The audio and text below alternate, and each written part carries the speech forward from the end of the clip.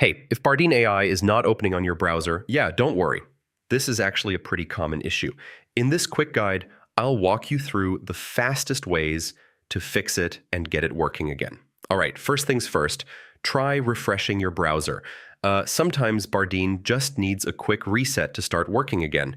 If that doesn't help, go ahead and fully close your browser and reopen it. Next, make sure the Bardeen extension is actually enabled.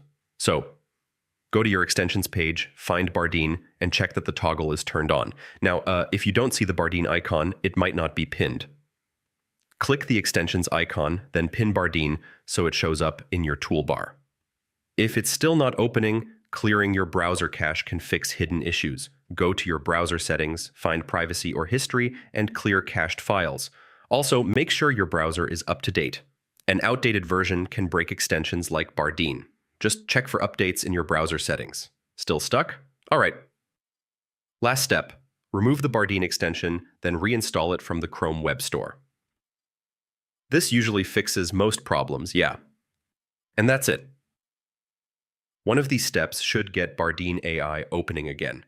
If it's still not working, you might want to check your internet connection or try a different browser.